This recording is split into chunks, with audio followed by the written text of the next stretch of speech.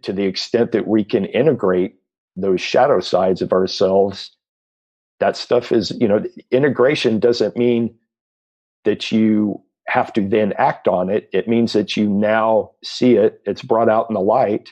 You can choose to act on it, or you can choose not to act on it.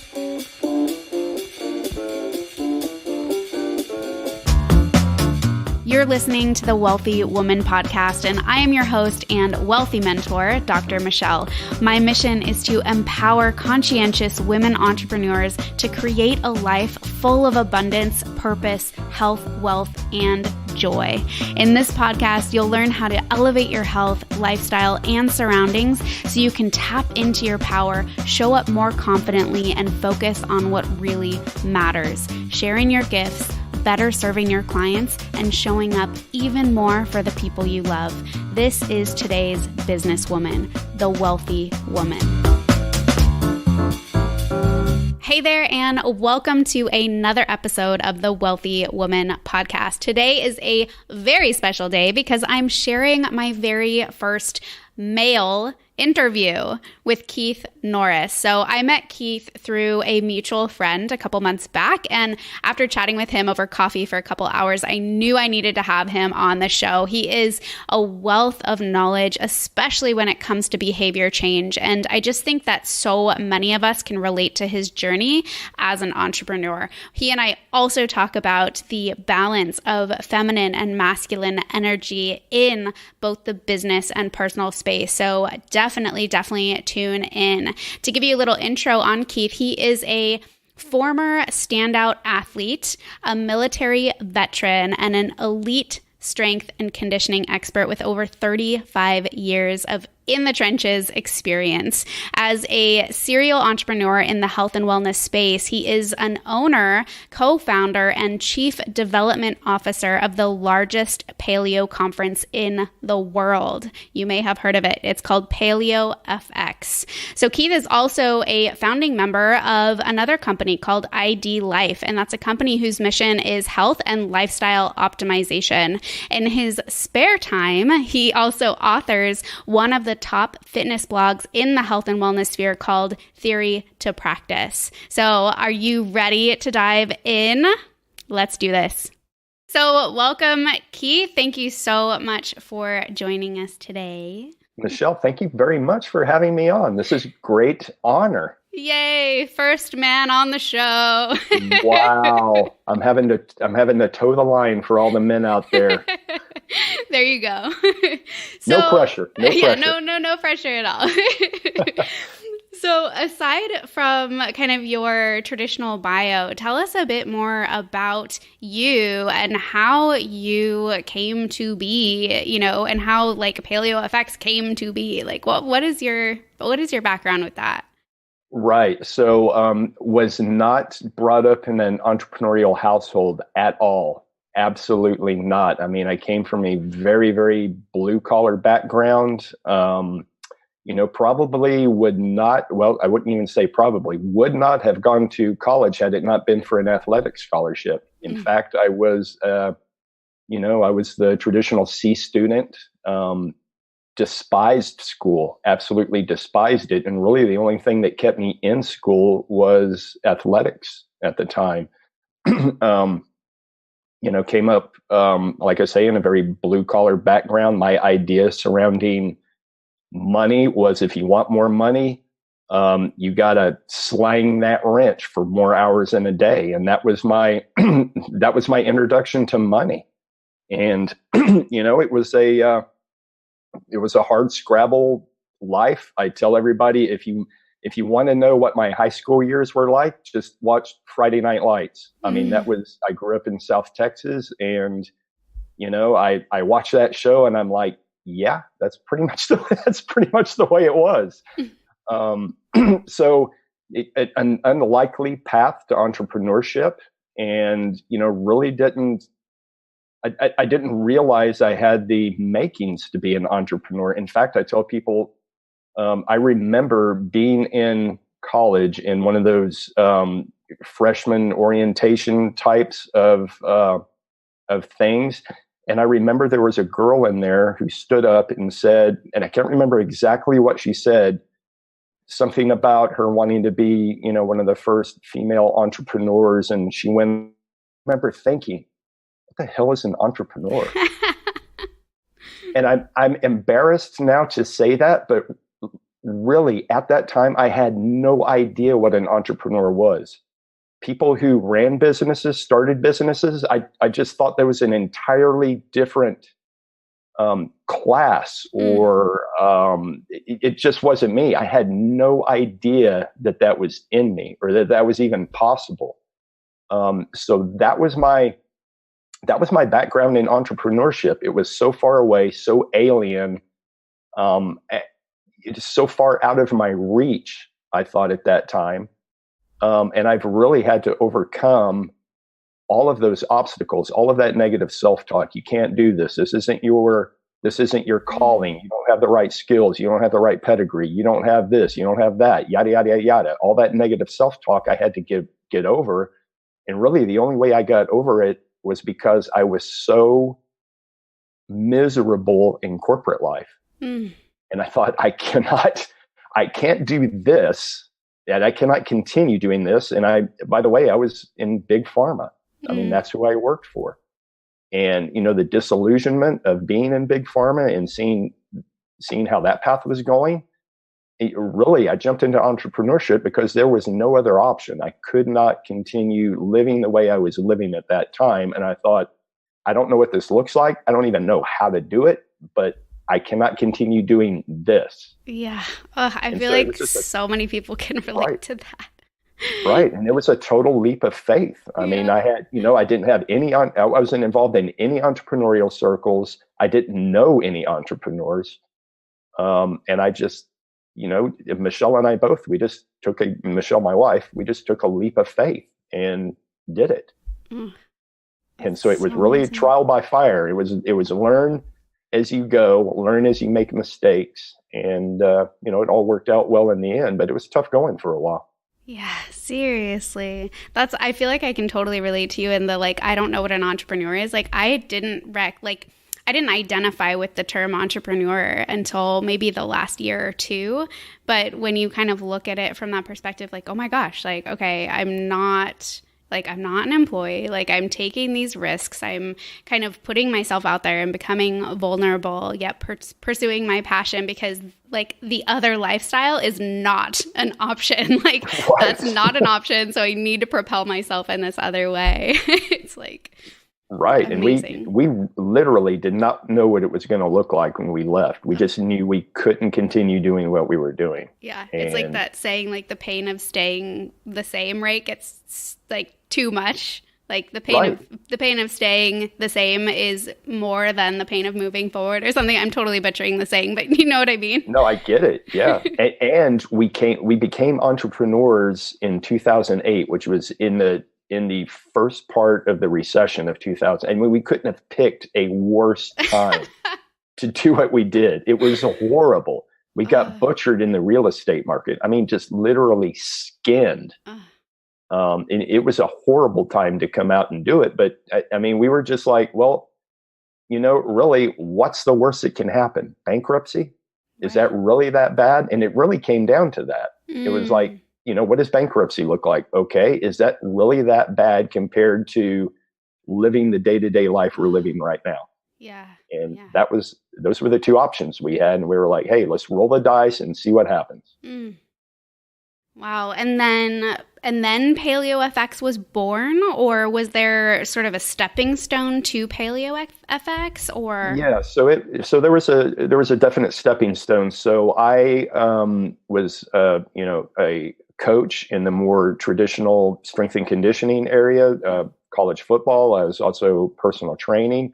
Michelle at that time was a self-trained chef. And we said, well, you have that skill being a chef. I have this skill of coaching that I'm pretty good at. We'll make something happen. We don't know what it looks like, but we'll make it happen. And when we first transitioned, I partnered with Mark Alexander, who had efficient exercise gyms in Austin. Mm-hmm. And Michelle created a catering program. And And so that was our first foray into entrepreneurship, and that went really well. And I tell people, even now, we work twice as many hours, twice as hard for half the pay, and we're 4 times as happy. Yes. Oh, if not exponentially yes. more happy. Yes. And it is a slog. And entrepreneurship is a 24/7, no days off, all of that. It is a slog. And we talked a little bit before you hit record. Michelle and I both are traveling right now, and the businesses still roll on. I mean, we still have to, we have to surround ourselves with good people, with solid teams, but the businesses still go on. They don't take a day off. Yeah, for sure. And so it's tough, but like I say, it is, the payback on the happiness side, the empowerment side, the fulfillment side. That's what drives us. Yes, totally. And as far as Paleo FX, that came about in 2012 was the first Paleo FX event that we had, and we literally created that business plan on the back of a napkin, sitting on an airplane, getting ready to take off from LA back to Austin. And we were at a conference that I spoke at, and it was a very academic conference. It was within the paleo ancestral health realm. And we said, we just asked a question like entrepreneurs do. This was a great conference, but this information is so elevated, such at a high level, at an academic level. What would it look like if we brought this down to the layperson, to the common person, the person who just wants to know, what do I eat for breakfast when I get up? What are some simple lifestyle changes I can do? Yes. And literally on the back of a napkin, okay, where would we have that? Who would we invite? Who, that kind of thing. And by the time we got back to Austin, we had a very rudimentary business plan. Even if you could call it a business plan, it was really just a vision. Now, how are we going to pay for it? How are we going to actually put it into action? We had no idea, but we had that vision, and as entrepreneurs do, you just go out and make it happen. Yes, totally. Made it happen. Yeah. So I know, just being an entrepreneur myself and kind of going through that vision and kind of building your dream, right? Things don't always go as planned. Usually they go as you had not planned. So in your life, in your business, with you and Michelle, like, how do you guys stay motivated when things don't go as planned, when you hit those really big speed bumps? Right. And they never go as planned. That's the entrepreneur's struggle. Right. And I guess throughout, so athletics, and I didn't know it at the time, but being involved in athletics really prepares you for entrepreneurship, because you learn in athletics that everybody goes into a game, everybody goes into a match, everybody goes into, to whatever competition they're involved in. For me, it happened to be football. Everybody goes into that with a plan. And as Mike Tyson says, everybody has a plan until you get punched in the mouth. And then what? Then what happens? And so you react, and you just have to get over those humps, and you have to get used to taking your licks and saying to yourself, there is an answer, there is a way through. It may not be the way I originally envisioned it, but I'm going to have to step back, reevaluate, and hit this again from a different angle. And we have just always done that. And every successful entrepreneur that I know does that. Even the ones that we can look at right now and go, oh, they're so super successful. Yes, they are successful right now, but every day they get up, they have to reinvent a new plan, because it never goes as planned. There are so many obstacles in the way. But on the flip side, that, I guess, is what drives. All of us are dopamine junkies, right? Every entrepreneur I know is just a dopamine junkie. Totally. And that's part of the thrill. Yep. Right? That's part of the thrill, is finding a new plan, finding a new way, figuring out another way to do it, another way to raise money, someone else to call, another connection to make. And if you just keep that faith and keep driving forward, things happen. So true. I love that. Right. And it's just, do you have the wherewithal to motivate yourself when you get up every day to do that? And not everybody does. I mean, I have plenty of friends who are more than happy to be and remain in the corporate world. Totally. Yeah. Right. And that's cool with them. Yeah. And that's fine. And that works for them, but it's not me. Yeah. I can't live that way. Yeah. So I am right there with you. And I stay in the entrepreneurial game because I am totally unemployable anywhere else. Right. We're like too obstinate. And there's no way I could be employed by anybody else at this time. And that's, just because I live on that thrill of what can I make happen today? Yes, totally. I know when we were hanging out a few weeks ago, you were talking about kind of switching gears a little bit, but back to the coaching that you've done in the past. I know that you have this really awesome sort of strategy and knack around keeping people motivated. And I know we kind of talked a bit about it, and I'm wondering if that's something that you can share. And I know that that's kind of a big question, but if there's maybe a gem or a quick tip that you could share with the audience around that, that would be super helpful. Yeah, it is a massive, massive question. And I could say that I learned by mimicking early on. So as an athlete being coached, I just happened to, right place, right time, luck of the draw, whatever you want to call it. I was surrounded by coaches who could, and motivation works to a certain extent, right? So, you can watch all the Tony Robbins videos, you can do all that, you can get motivated, but at the end of it all, you have to apply that stuff day to day to day to day and minute to minute to minute to minute. And the big differentiation between people who make things happen and those who have things happen to them is acting.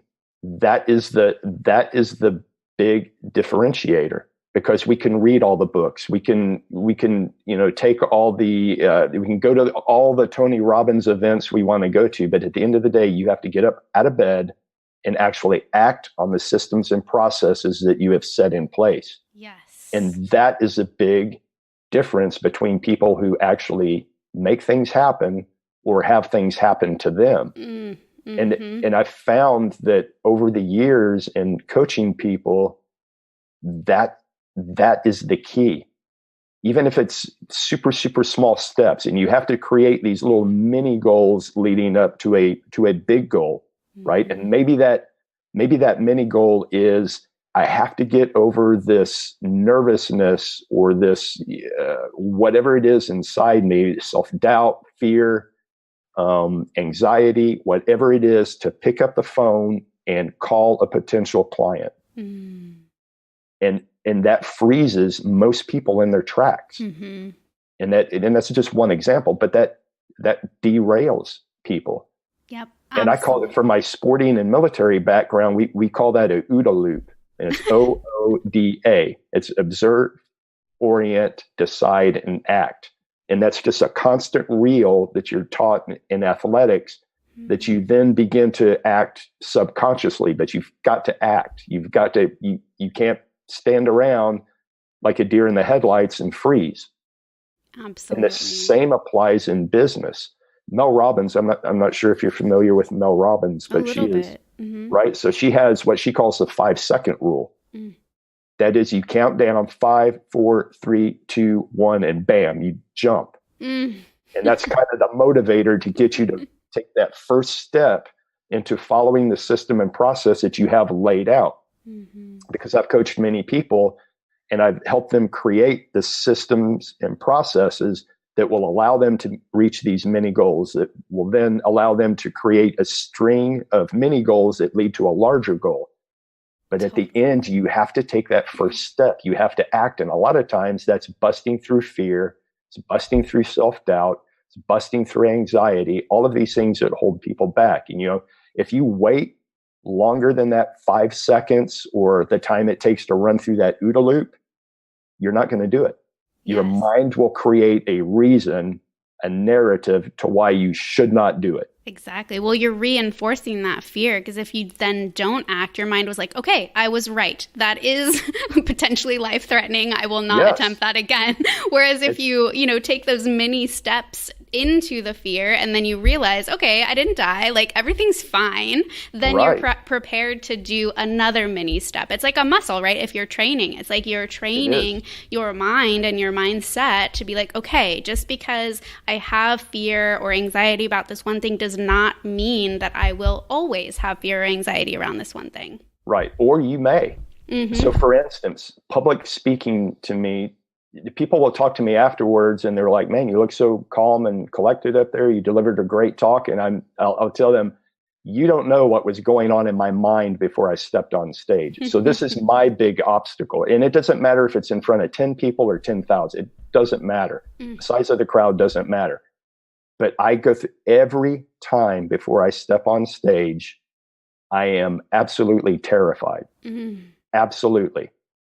And I have to talk myself through that. And I have to do the whole OODA loop thing. And I have to, in some way, change that fear to excitement, because the only difference between fear and excitement is the narrative in your mind. Oh, that's so true. It feels almost the same in your body, right? Like physiologically, it feels the same. Physiologically, it is exactly the same. Yeah. It is. And so the only difference between the two is the narrative that you set for yourself. Yes. And I call it the shitty roommate in my head, right? You start getting that monkey chatter. You're not smart enough. You don't know what you're talking about. You're going to stutter. You're going to be ridiculed. You're going to be judged, yada, yada, yada. Before I step on stage, I would rather run the hell out of the building than to actually move forward and step on stage. But I take a breath and I try to channel that into excitement.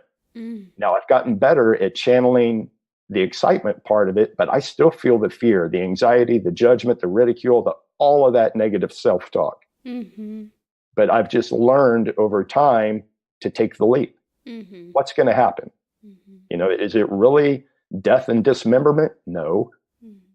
Right. So channel that into excitement. And I think about being a kid, and I was like 12 years old, and where I grew up, there was this big, the old time train trestles with the iron arch things. Well, a group of kids that the pack that I wanted to hang with, I was always youngest.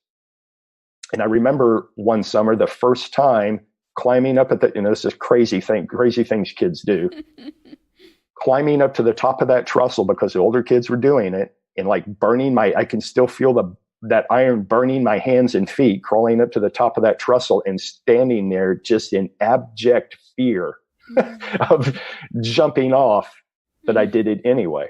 Oh my God. Right. Now, that was a stupid thing for a kid to do, no doubt, but that same feeling hits me every time before I walk on stage.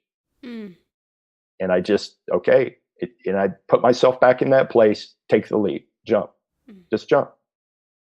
And I do that. But, that could be any interaction an entrepreneur has that they're absolutely terrified to do, but you have to take that leap and you have to take that first step. And that's where that 5-second rule, the OODA loop thing comes in. Just do it. Yes, for to sure. steal a phrase from Nike, but it's very, very true. You have to take the first step. 0 to 1 is the hardest step. Totally. And that's the only way you're going to train yourself and your mind to be open to those possibilities. Yeah. What is the most terrifying, risky, or profound decision you've had to make in regards to your business? I think for me, the most, there's a lot. There's a lot, and they're daily. But, for me, it was, I had to come to terms with what I am not good at. Right. So entrepreneurs come into this, and many times they have this, I've got to do it all complex, right? I've got to be the CFO. I've got to be the CEO. I've got to be the technical person. I've got to do all of this. And many times when you bootstrap, you in fact have to do all of that. As soon as you can, you have to identify and come to grips with those things that you are not good at. And for me, it was pretty much across the board. I'm not a day-to-day operations person. I'm not the financial guy. That's the last place you want me, is dabbling in the finance. I'm a liberal arts major, and there's a reason why I gravitated to liberal arts, because I don't math very well. So all of these things, and I had this constant negative self-talk about, well, dude, if you don't do that and you're not the operations guy and, what are you? Man, you're not even an entrepreneur. I mean, what are you? You're a poser. You're an imposter. And I had to go through all of this negative self-talk. And what I came to find out is I am, the visionary. I know where the ship needs to go. I'm the navigator, right? I know where it needs to go, but I can't make it go there. So I have to surround myself with the captain and the engineers and, all of this other stuff to actually make the ship go. And I have to give that up. And that's a leap of faith for many entrepreneurs, is to give that stuff up. I'm not good at it. In fact, I'm going to waste my time and I'm going to drag down the company if I continue to dabble in those areas that I'm not good at. Surround myself with fantastic people who are good at those, and everything's going to work out fine. And that is a leap of faith. And that's, when your business is your baby, that's like your child. And it's just like a mother giving up a child to be watched or to be raised by somebody else. That's tough. I mean, that's really hard to let go of. But if your business is going to grow, you have to identify what it is that you're not good at and be trustful in those that you bring onto your company to handle those positions. Absolutely, because that just creates more space and energy for you to focus on your strengths. Right. And it does. And to the extent that we've been able to do that, and Michelle's had to navigate that in her own way. Now, she is a natural day-to-day, she, of us both, she is the natural business person. She's good at that. She's good at the day-to-day. She's good at making those types of decisions. I'm not, and just being in a relationship with somebody within a business, that's a whole other ball of wax that we maybe could dive into. That's a tough thing to do too. But we both had to do that. She's had to give up stuff on her side that she's not good at, that were very, very tough for her to give up too, because that's a control thing. It's like that whole thing. If you want something done right, you got to do it yourself. That is right. Yes.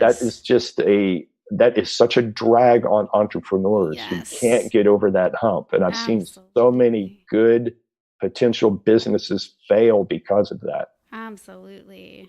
Yes. It's like either that, or it's like we need it to be perfect. So then sometimes we don't even take action. Right.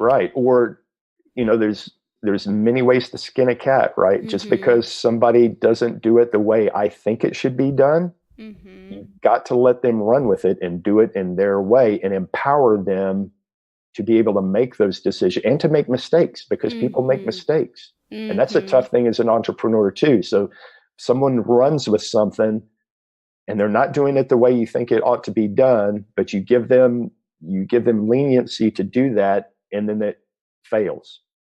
So then what do you do as an entrepreneur then? And that's tough. I mean, you have to bolster that person up. Hey, that didn't work, right?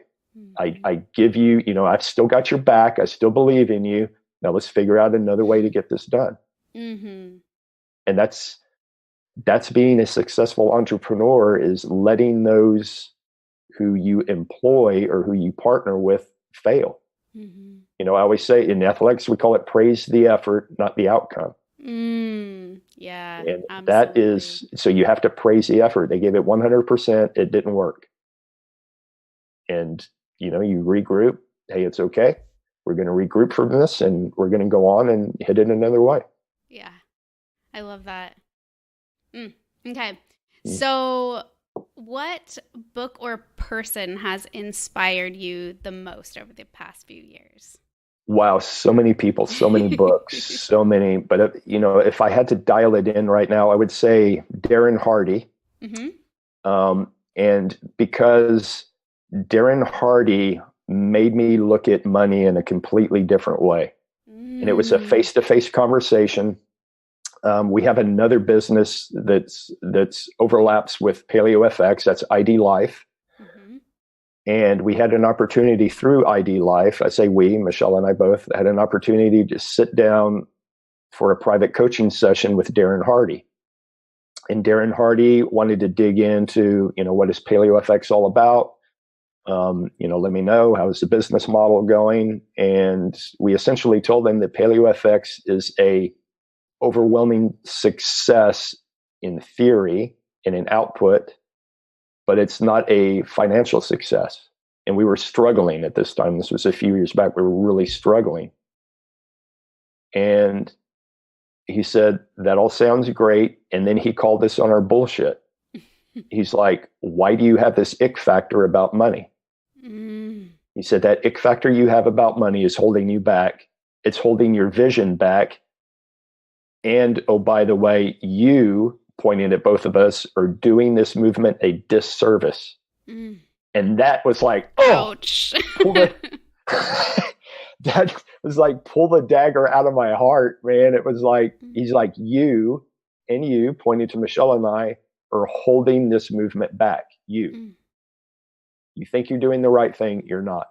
Because if this entity is not financially viable, you will never, never, ever be able to create the bullhorn that you want to create. So you're going to have to figure out a way to make this, yes, highly profitable. And don't be scared of that. Don't run from it. Don't have the ick factor with money. You're going to have to get over that now or fail. And it just won't be a business that's failing. It's a movement that's failing. And that's going to be on your shoulder. I mean, he was hard hitting. He gave it to you. Yes, he absolutely gave it to us. But we came away from that going, he's right. Yeah. This movement is being held back because we have this ick factor surrounding money. But it took someone to kind of slap us around a little bit and wake us up. But it helped. And I would say Darren Hardy he's kind of a lesser known business coach, kind of a Tony Robbins light kind of guy. I mean, he doesn't have the rah-rah that Tony, or the stage presence or any of that Tony Robbins has. And he's not that kind of motivator, but he is very, very direct and he knows business. And this was inside of 5 minutes. He totally cut through our bullshit and told us what we needed to hear. And no one had ever told us that before. I love that. I love that. I love it when like coaches and people in our lives are willing to cut through the bullshit and just tell us how it is and like really act as a mirror for us. Right. It's the only way that we can grow. Yeah. And both of us came from essentially the same type of background. I mean, I've known Michelle since high school, and we were both in that blue collar atmosphere of, if someone has money, they got it in, kind of sketchy ways. Yeah. And it's that whole mindset about that, only the honorable are those who work by tool and hour, and they're doing, quote unquote, legitimate work. And we had to get totally past all that mindset. And that's tough, man. When you have that conditioning from a young age and you have to scrub that, that's a daily battle that Michelle and I have to fight, because that was programmed into our DNA. Yeah. Totally. And we have to get over that on the daily. And that's a daily struggle Michelle and I both have. Yeah. I think it's a struggle a lot of people have, especially, heart-centered entrepreneurs, right? We're like, just take it. Just take this for free or for close to nothing. Right. And and then we end up struggling, and then we can't serve the people that we want to serve because we can't even put, food on our own plates or whatever. Right. And it hurts me now as an entrepreneur, knowing what I know now, having had that interaction with Darren Hardy. It hurts me when I see other entrepreneurs in our space going through the same thing. And I see so many great ideas and so much knowledge and so much potentially world changing things that could come from these people. And they have that same ick factor around money. Yeah. And the thing is, or marketing too. And that would be the other, and we had that with marketing as well. It was like, you can have the best idea in the world, but if you don't market it properly, it's going to die. Totally. And you're not going to get in front of the people that need your help. Exactly. Yeah. Exactly. And it's, you have to get the word out. Yeah. And absolutely. So many great ideas just die on the vine because people are scared, A, about money, or B, about marketing, or both. in most cases. And Totally. the ideas just simply don't get out. Yep. So, Keith, I'm curious, has your health ever come between you and your business? Luckily, no. I've got this kind of what I call the wheel of life. So if you look at the totality of a person, the mental, physical, emotional, relational, spiritual, financial components of what makes a person, I've really got the health side of it dialed in. Awesome. Right. So that there's a plus there. Now I fall on many of the others, but that particular one I've got pretty well dialed in.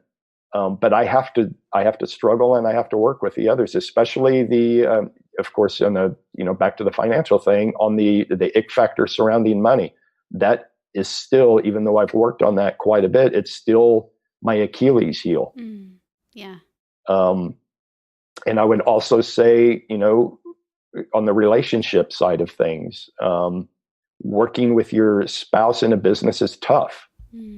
And I have done lots of work around the relationship side of things, and I have never been good at relationships, about intimate relationships. It's just something that I've never been good at. So I have to work on that daily.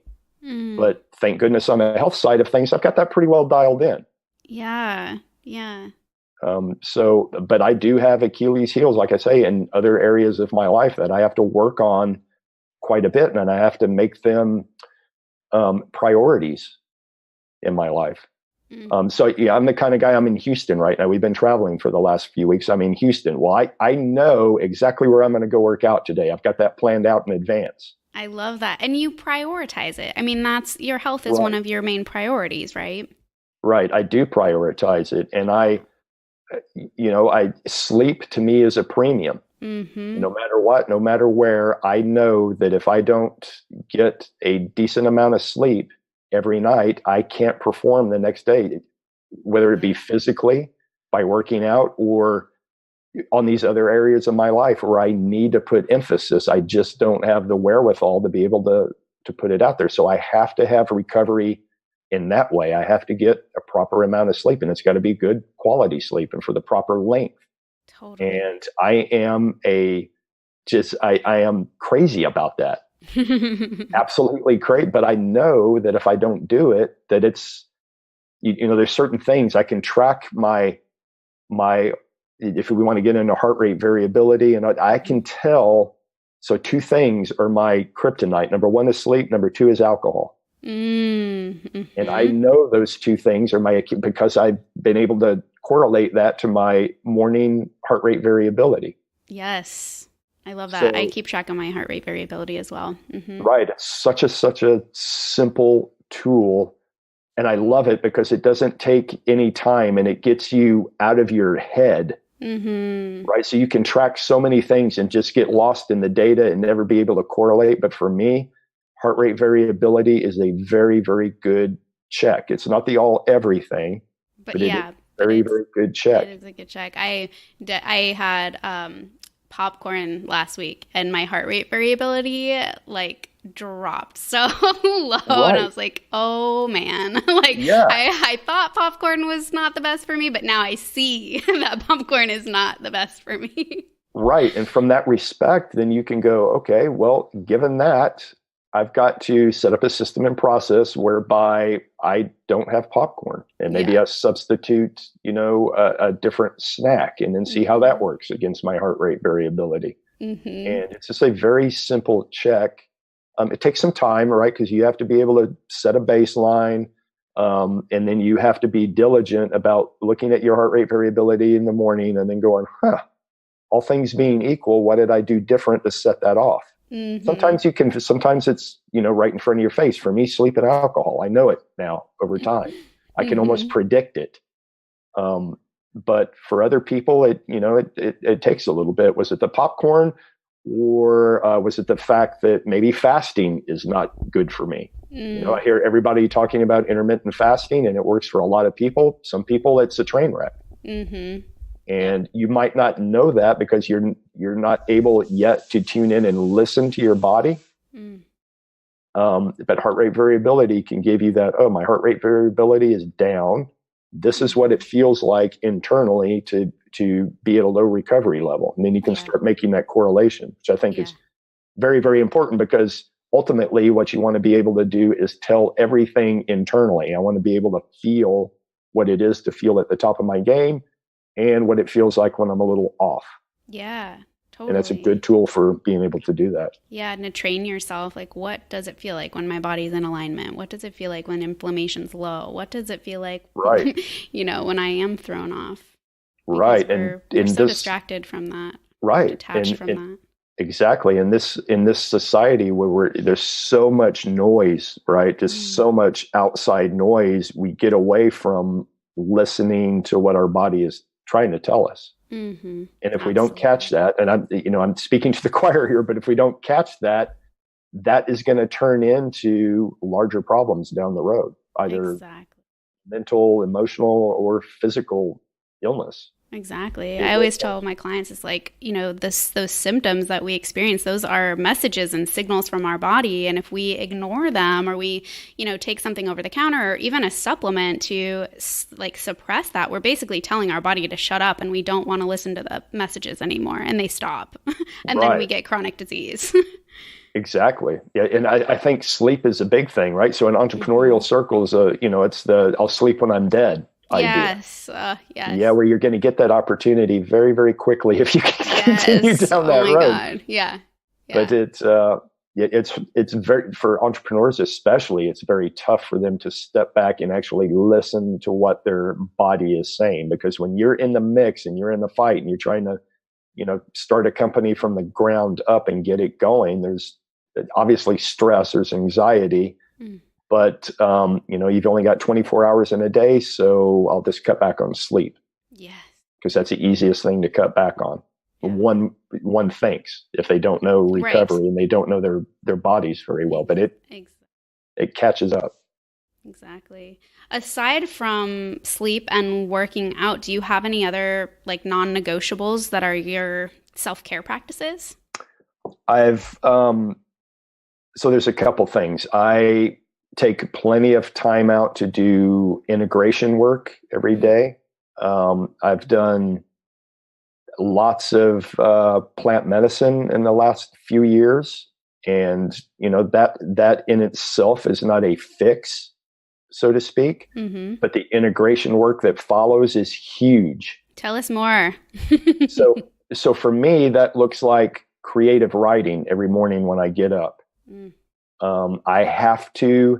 I've come to find out, if I am not creative in some kind of a way, that really, it kind of works in the back of my mind, and I can't focus on more of the traditional business stuff that I need to do. And so, for a long period of time, I would get up and hit the ground running on the business side of things. And I would say, well, if I have time later today, I can do, the creative work that I need to do. And that just consistently backfired. Number one, I wasn't good at I wasn't fully mentally and emotionally invested in the business side of things, because when I look back at it, I was my subconscious was crying out for that creative release. So if I and it took a little bit, I set up a system and process every night when I'm shutting things down. I have my document up that I'm working on. And for me, that just looks like it's just one document that I just write. And it could be shitty writing. It doesn't matter at that point. But I have just this journaling. I kind of incorporate the integration work that I'm doing, the blog posts, everything just kind of gets thrown on one document. And I'll go back later and edit and clip out the pieces that I'm going to do a blog post on and whatever. But I have that document set at night. So the first thing I see when I flip open my computer in the morning is that document. And and a lot of times I will stop at night purposefully mid-sentence. I'll start typing a sentence and I'll just quit mid-sentence. So when I open my computer, bam, it's right there in front of my face and I'm off and running, and I try to focus completely on that for at least an hour. Sometimes that runs into 3 hours if I'm in flow and I've got it going and I just churn it out. But I find that the time that I invest doing that makes me a much better business person and entrepreneur later in the day. And if I don't do it, I'm not as effective. I love that you brought this up because I feel like, obviously I usually speak with women and work with women and, have women on here as being interviewed and everything. And a common theme that comes up is the balance between sort of masculine and feminine energies. Right. And obviously that creativity piece is a feminine energy, right? Right. And having that balanced feminine energy allows you to step into that masculine focus. And I think as entrepreneurs, we can so easily get stuck in the masculine energy as women too, like getting stuck in that masculine energy of strategy, funnels, blah, blah, blah, blah, blah. Right. And then we miss out on that feminine energy, that creativity, that flow, that ease, and that sort of vulnerability or that receptive energy. And so I think that's so awesome that you said that, because it's true for us all. We need that balance of the masculine and feminine energy. Totally. And it's, the and I'm kind of a Jungian psychologist on this, in this realm, but an armchair Jungian psychologist, but every person, they, within their soul, within their subconscious, they want to be a complete person. That is the movement of the soul, of the subconscious. And you cannot be totally one, totally the other. And you have to embrace, like for me, I have to embrace that feminine side of my personality and come, and embrace it and bring it in. And, what does that look like? It looks like taking time out to appreciate the beauty of nature and being creative and all of being loving and tender and all of these qualities that are considered very, very feminine. But I have to have that to balance out. And for females, it's the opposite, right?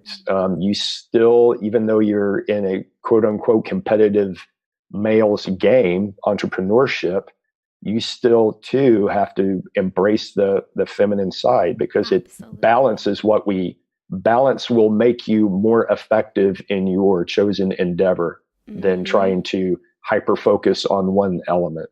Absolutely. 100%. Yeah. I love that. So over the years, being a self-identified entrepreneur, have you come up with or been exposed to any specific tricks or hacks that help you stay focused and productive during your busy schedule, in addition to your creative writing? Right. I think it's, for me too, another thing I do at night is and again, this gets back to the Mike Tyson being punched in the mouth thing, but I try to identify 1 to 3 things that I need to do on the business side, right? Like the non-negotiables for me are sleep and getting a daily movement session in, whether that be a very hard workout or even just riding my bike or walking, but I have to move every day. I have to get a proper amount of sleep. I have to write every morning. All of those are non-negotiable. Though I have to do those to be effective in any kind of capacity. But then I try to identify 1 to 3 big things that I need to do the next day that will really propel the business forward. Right. And I do everything I can to get those 1 to 3 things done. Yeah. And then all the little stuff, hey, that's great. That's bonus. That's, icing on the cake, which is not a good paleo reference, but But I try to identify those big things, and you think, really, only 1 to 3 things? We so underestimate the amount of time it takes to do things, right? Yeah. Right. But those, and this comes back to my idea of that as a person, if we can be 1% better today than yesterday, just 1%, and that's obviously a nebulous term, but just a little bit better a little bit better. That little bit better compounded over time is immense. It's like compound interest. It's crazy how it works, because then you look back over a few weeks or a few months and you go, damn, we really moved this thing forward. How do we move it forward? We did 1 to 3 things every day.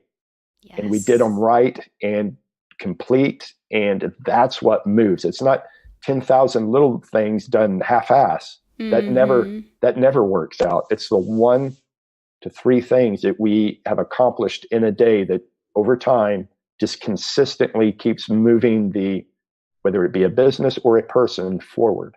Absolutely. I 100% agree. I also love that you say that you plan that out the night before, because I think that helps us helps prevent that sort of monkey mind or that racing mind also while we're trying to go to sleep, because we're like, it's cool. Like, I already know what I'm going to focus on tomorrow. Like, don't even worry about it. Right. And that comes back to the sleep thing. So the last thing you want to do when you lay down is have that monkey, the shitty roommate is running into your head, telling you all the things you forgot to do, all the things you need to do, how far behind you are, but if you have those planned out ahead, then okay, I know what I'm going to do.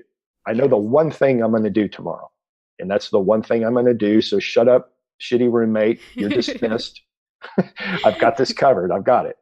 Yes. Probably, another trick that I do is, and I actually use it rarely, but just knowing that I have a notebook and a pen next to my bed.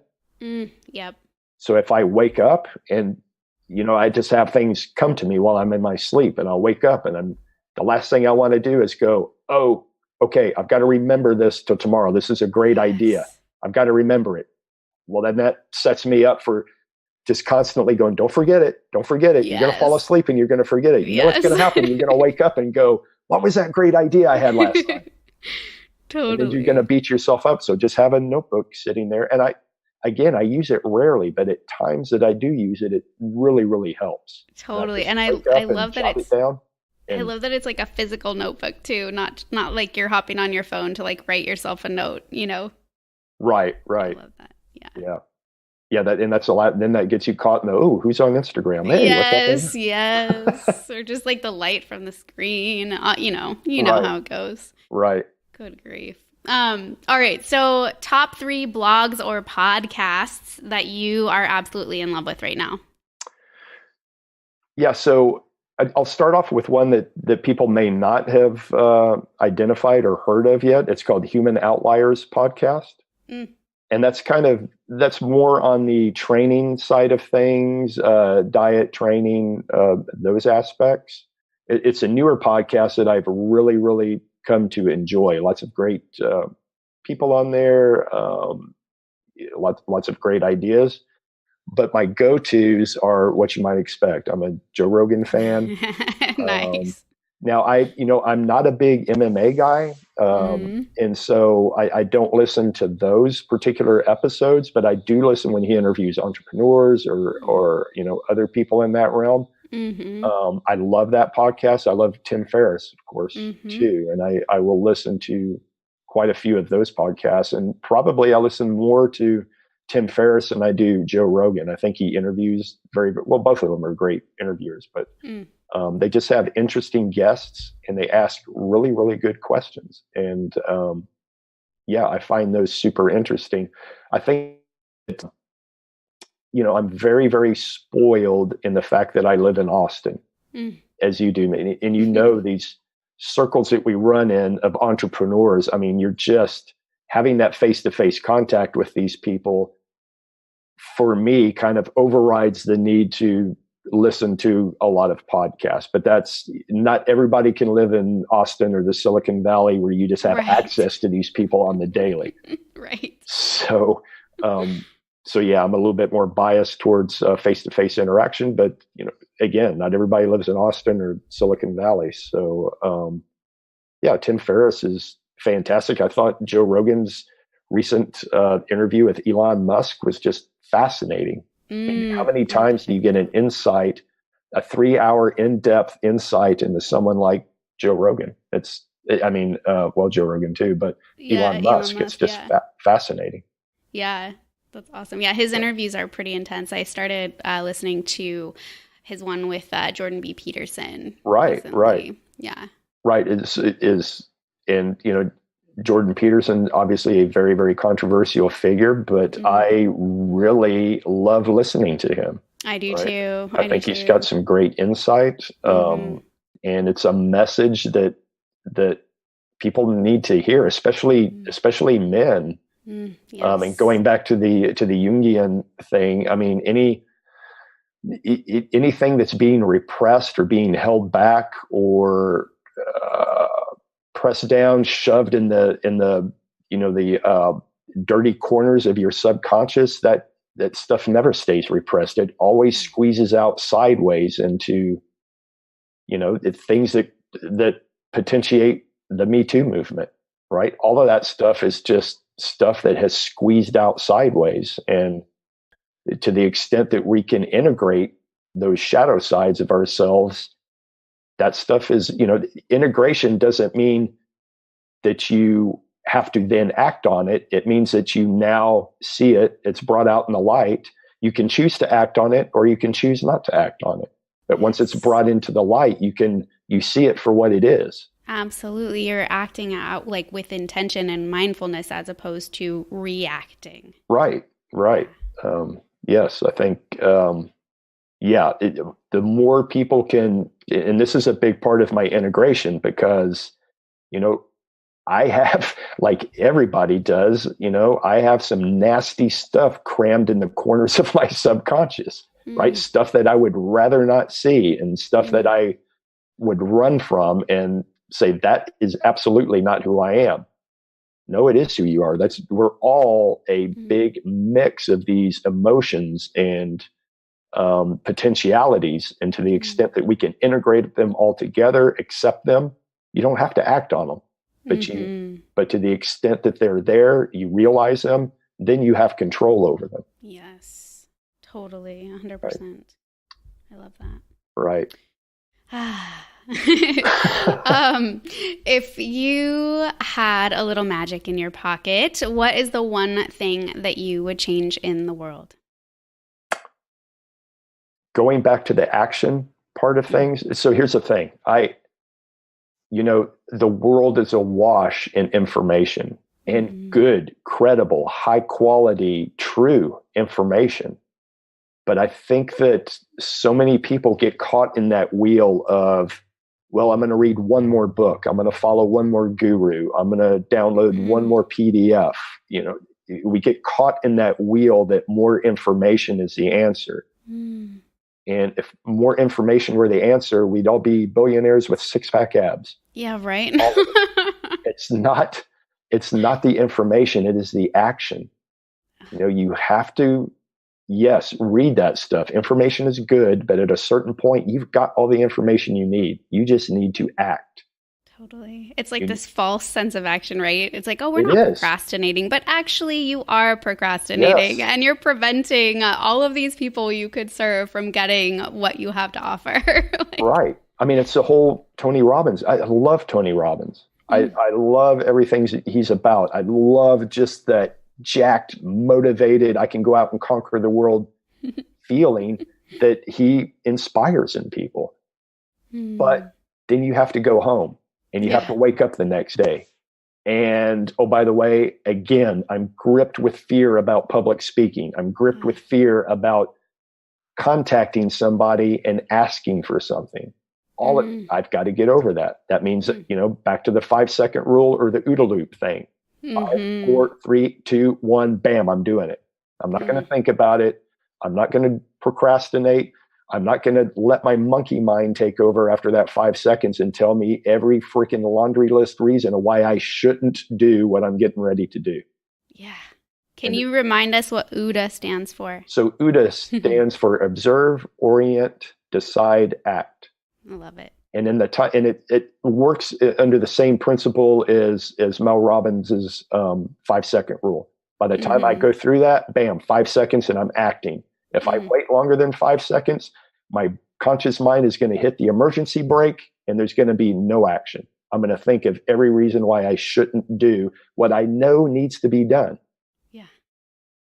And that, for me, that is a big lever. And I was just lucky enough to learn that, through athletics, because that was my foray into all of this. I was just lucky enough to learn that in athletics, where you didn't have a choice to procrastinate. Right. You had to act right now. Yes. And I've just applied that to daily life and entrepreneurship. It's the same thing, right? You have to act. And I think that's the biggest element of habit change that is missing from people's lives. Is how do you set that process of action? You can support it by setting up very, very good systems and processes that make whatever action it is as easy as possible. So for instance, I just moved recently, and I try to ride my bike when I'm at home in Austin. I try to ride my bike versus any kind of motorized transportation here, there, everywhere. Again, lucky enough to live in Austin, very bike-friendly town. But I got to a point where I realized that I was, my first reaction, if I needed to go somewhere, was to grab the car keys. And after a while, I thought, I don't like that. I don't like that. That is my first go-to reaction. And so I set up a system and process. I've got my bike helmet, my shoes set up right by my bike. I know what my path looks like through the garage, and I have to walk by that every time that I would go to my car, and it would just stare me in the face. I made it stupid simple to get on my bike and go. I love that. And that's in someone who really wants to ride his bike, right? I still had to set up that system and process, because if I didn't, that gave me an excuse to, I don't know where my helmet is. I don't know where my shoes are. I don't know where my backpack is. And that would give me that would get me out of that 5-second thing, and bam, I've got the car keys and I'm off and going that way. Totally. I can totally relate to that, because when I was getting back into my sort of movement routine, my workout routine, what I would do, I just got in the pattern of putting on my workout clothes first thing. Like, I didn't even think about whether or not I was going to work out or what I was actually going to do for my movement. I just knew, like, the first thing that I had to do was put on my workout clothes. And then it was like, okay, well, now I guess I'll work out. Right. Back in the early 90s, Oprah Winfrey went through this thing where she lost like 50 pounds. She went through this big transformation thing. I don't know if you remember that. Yeah. And she, most of her methods were wrong. Looking back on them, she was doing the low fat thing. She was doing the chronic cardio thing. It was almost like the Biggest Loser type thing. But the one thing she did right was, she went to bed, and this is setting up a system and process. She went to bed wearing the clothes that she was going to wear when she got up to run the next morning. She gave herself zero excuses. She went to sleep in these clothes. Right? So she woke up, she didn't have an excuse. She was already dressed. Her running shoes were sitting there right by her bed. Yes. So and I would say too, that intelligence gets in the way of people setting up these systems and processes, because, what's the intelligent person going to do? Well, I'll figure it out in the morning, or, I'm too smart to go to sleep in my running gear. That's dumb. But following through on these is not a mental thing. It's an emotional thing. Yes. And so you have to short circuit that, at least until you now have a new habit. Once the new habit is set, then you're off and running. But until that new habit is set, you have to do that. You have to make it so painfully easy, stupid, simple, to where you would be embarrassed not to do it. Yes. And that's really, to me, that is the key to habit change. And if I had, the magic wand, I would just kind of whisk it over everybody, and everybody would react that way and realize that these changing one's habits is never an intellectual pursuit. It's always an emotional pursuit. So true. Right. So if I had my magic wand, I would just kind of whisk it over everybody, and everybody would realize that. Awesome. Well, everybody who listens to this podcast will now realize that.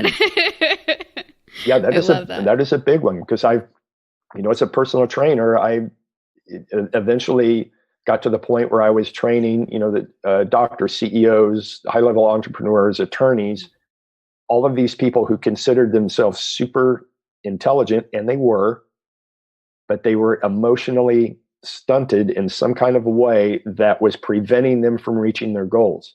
And they have the same problems and same issues as everybody else. Everybody else. And it boils down to they cannot act on what they know they need to do. And so I would have to talk them off the cliff, and they would be, like, Keith, that's dumb. Really? Really? Have my workout stuff sitting right by my bed, drive home a different way. So I don't drive through I know there's a Taco Bell sitting on the corner there, and I drive by it every day, and it's real easy just to slide by and pull in on it. So I'm like, change your route home. Yes. Well, that's going to take an extra 15 minutes to get home. Okay, is that 15 minutes? Is that a big deal compared to you going by Taco Bell every day on the way home? And it would just be a back and forth. And they go, no, I can, I'll do it. I'll pass it by today. 3 days later, okay, yeah, I passed it by the first day, but the second and third day, I found myself right back in the drive-thru. I'm like, just change your route home. And I'd finally they'd raise a white flag. Okay, whatever, I'll change my route home. Then magically, after a week or so, they don't even think about Taco Bell. It's not in their environment anymore. It's not in their day-to-day environment, and they've completely forgotten about it. And then it's like, okay, let's go to the next habit change we need to do. What else? Let's talk about what's in your cabinets. Yada yada. But that is an emotional decision. It's not an intelligence thing. Absolutely. That's awesome. So I know we're going to be wrapping up here in a few minutes, but tell us a little bit more about Paleo FX, just because we're going to have a little special promotion for you so everybody can get their hands on some tickets. So tell our audience what Paleo FX is and why they should go. Well, we empower human optimization. That is the core of what Paleo FX does. Now, the event side of it, the Paleo FX event, happens once a year in Austin, Texas. It's a big powwow of sorts of people who are in this movement. It's an opportunity for like-minded people to get together, rub shoulders, network, see old friends, not feel like a freak. Because most people in their normal day-to-day lives, they're the weird paleo person. They order off the menu. They give the waiter a hard time. Whenever all of that stuff, you're that person outside. So it's very cool for people to come together face to face once a year under this big tent that is Paleo FX. Speakers like Rob Wolf, Mark Sisson, Chris Kresser, Sarah Ballantyne. I could go on and on and on. JJ Virgin. That is fantastic. Names. All the big names. The expo floor is just packed full of, paleo foods, biohacking devices, everything that you can think of that would help optimize a life. But the big takeaway every year when we do exit interviews of what was it that you really liked about Paleo FX, what brings you back every year, over and over and over again, we hear tribe. Right? This is my community. This is the movement and the people I resonate with. Really, because again, all of the information is out there, and it's for the most part free. I mean, you can find information on any of these people, Rob Wolf, Mark, Chris, Sarah, JJ, all of these people just pump out an immense amount of free information. So the information's out there. But it's the gathering together, it's the face-to-face interaction, it's the knowing that you're not alone, that you actually have a tribe of people, 7,000 plus come to this event every year. Hey, I'm not alone. And I've met some fantastic people. If I'm an entrepreneur, I've met people who have the missing component of what I need to make my business better. It's just a big powwow networking event. And that's what people take away from it. But, we're very, very proud of the curated show, the speaker side, on the expo side, we're very, very proud of that. But we're also super proud that we're able to bring this community together every year under one big roof and just have a paleo party. So fun. Yeah.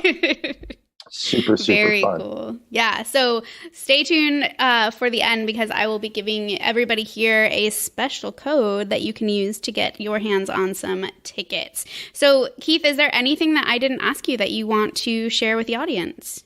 On the PaleoFX side, I would just say you don't have to be a paleo enthusiast to get a lot out of this show.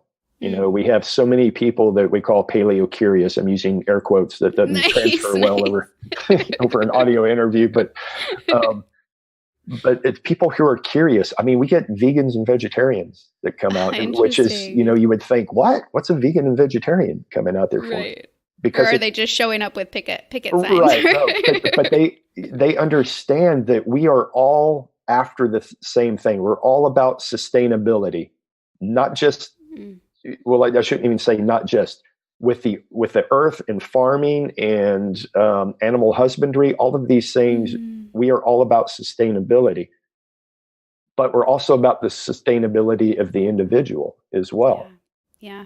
I totally empathize and agree with people who are vegans, vegetarians because of ethical reasons. I get it. I totally get it.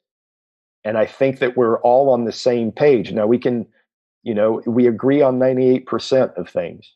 Mm-hmm. We agree that the system needs to change. We agree about sustainability. We agree about optimizing human lives. All of that we agree on. We can have these many disagreements about, taking that final step with animals, so to speak. Is it ethical to consume, another sentient being? And we can have those discussions. But on the other 98% of stuff, we agree. Mm-hmm. In the way that we can join arms and come together as one big overriding group that can really push this movement forward, the greater sustainability idea movement forward, we're going to make changes in greater society. And that's really what we're after. Yes. I love it. Right. Awesome. Thank you so much, Keith. How can our audience find you? Well, they can go to paleofx.com. That's one way. And that's the PaleoFX portal. Personally, people can follow me on Twitter, just simply at Keith Norris. Very creative, I know. And I have a blog at Theory To Practice. And those are just I do a lot of habit change stuff within this blog. There is some fitness, but it's not it's not overrun with fitness. Most of it, as of late, has been habit change. How to create habit change, how to create systems and processes to support your habits. Goal setting. What good is goal setting, and what does quality goal setting look like? Because I think a lot of people set very, very lofty goals without an idea of what the mini goals look like on the step to that lofty goal. Yes. And it becomes just too much. You get overwhelmed by those big goals. And so you have to have a system and process to lead you more to that tangible. Right. Makes it more tangible. What can I do in the day? What are the little micro steps I can take that will support the larger goal? All these are very, very important. I've been exploring that more and more in the last 6 months, just because there's a calling for it, and people have asked me about it. And I was under the impression that everybody knows this, right? And then the more I talk about it, the more they're like, nobody knows what you're talking about. So I'm like, well, okay, I need to be discussing this a little bit more. So there's that. So Theory to Practice and PaleoFX, Twitter. I'm on Facebook as well. And the Facebook, we have a Facebook page that we have, 90,000 people that are a part of this page. So there's lots of great information there. And this is how we keep the tribe together in between events. Very cool. So very cool. Very, very and what about ID Life? You mentioned ID Life too. Do you want people to check out ID Life? Sure. Yeah. You can go to Rockin, leave off the G from Rockin, rockintheidlife.idlife.com. And simply, ID Life is another way that we empower people to live better lives. It's just with a different focus than purely on the paleo ideal, because we realize that not everybody is bought into paleo. Many people haven't even heard of it, or they have a complete misconception of what paleo is. So this is another portal that we use to bring people in. And many times we don't even discuss shifting towards a paleo diet or paleo lifestyle until we give them a couple wins. Right? You give people a couple health wins, and then they inevitably ask, how can I level up? What's the next step? What can I do? And then we can begin to have a paleo discussion with them. But this would be, I consider it the middle America movement of our idea of the paleo arm. Let me reach these people that have no clue what paleo is. They have, randomized control trial. What the hell I don't even know what you're talking about. Right. This is that segment of the population who just for lack of, because they don't have time, they've never been exposed to the idea of health and wellness. It gives them a portal and gives us a way to reach those people as well. So I love it. More access. Yep. Perfect. So I will link to all of these in the show notes so people can find you with all the different avenues that they can find you with. But I just want to thank you so much for taking the time today and for answering all of these questions. I appreciate that so very much. And it was, of course, a pleasure chatting with you. Thank you very much, Michelle. And I look very forward to our next sit-down coffee. Yay! Me too, Keith. All right. Well, take care and we will chat soon. Thanks, everyone, for tuning in. Oh, and quickly before I forget, there's an awesome promotion for Paleo FX. If you are interested in participating and showing up, I highly, highly, highly recommend it. And we've got an awesome code for you for 35% off VIP and Premier badges. So when you're checking out, use the code FX35. This is an awesome promotion, but it's only available to you through the end of January. So you've got a few more days. So make that quick decision, hop on board, and we'll see you there. All right, take care, and I will chat with you next week. All right, ladies, thank you for listening to another transformational episode. If you haven't subscribed yet, what are you waiting for? You know my mission is to help inspire and empower women to share their gifts, better serve their clients, and show up even more for the people they love. So if you enjoyed this episode, leave an awesome review so more women can find us and join us in creating a life of wealth.